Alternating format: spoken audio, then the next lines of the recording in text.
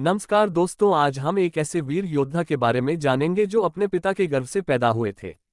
इक्ष्वाकु वंश में एक ऐसे वीर पुरुष का जन्म हुआ जिनकी बहादुरी और शौर्य की गाथाएं आज भी अमर हैं।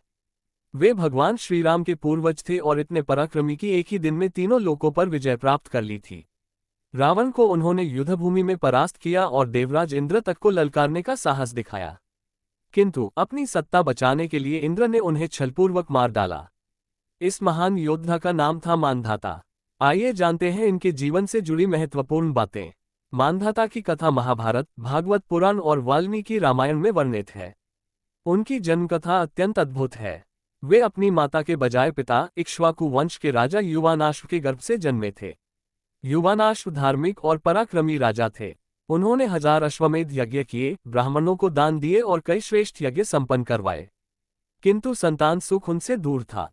कई तप और व्रत करने के बाद भी संतान न मिलने पर उन्होंने राज्य मंत्रियों को सौंपकर वन में तपस्या का मार्ग अपना लिया।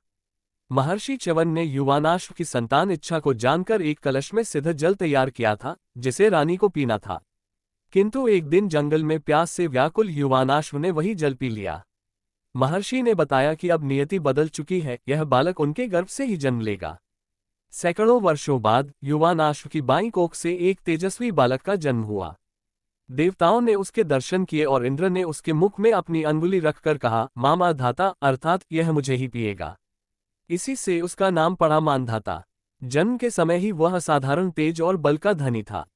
उसे धनुर्विद्या, दिव्यास्त्रों और वेदों का ज्ञान मिला। अभेद्य कवच, आजगव धनुष और विशेष बाणों से वह सुसज्जित हुआ।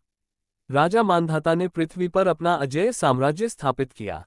समस्त रत्न, ऐश्वर्य और शक्ति उनके पास होते हुए भी वे धर्मनिष्ठ रहे। दान, यज्ञ और प्रजा की रक्षा करना उनका मुख्य कर्तव्य था। उनका प्रभाव इतना व्यापक था कि उन्होंने इंद्र का आधा सिंहासन तक प्राप्त कर लिया था। एक समय जब 12 वर्षों तक वर्षा नहीं हुई, तो मानधाता ने अपने तप और बल से मेघों को बरसने पर विवश कर दिया। रामायण के अनुसार मानधाता ने एक बार रावण की विशाल सेना को अकेले ही परास्त कर दिया।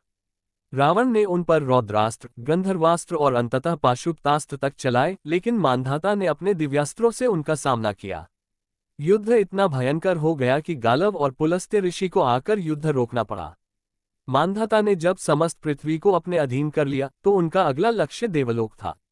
इंद्र को ये जानकर चिंता हुई।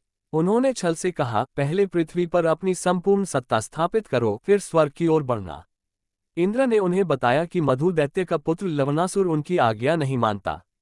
मानधाता तुरंत युद्ध के लिए निकल पड़े। लवणासुर के पास शिव का अमोघ शूल था। युद्ध में मानधाता ने उसे घायल किया, लेकिन अंततः लवणासुर ने अमोघ शूल का प्रयोग किया, जिससे मानधाता और उनकी सेना भस्म हो गई। इस प्रकार इंद्र अपनी सत्ता बचाने में सफल हुए, किंतु मानधाता की पराक्रम गाथा अमर हो गई। कैसी लगी आपको ये जानकारी? ऐसी ही रोचक जानकारी के लिए देखते रहे माई गोड एंटरटेनमेंट चैनल। धन्यवाद दोस्तों।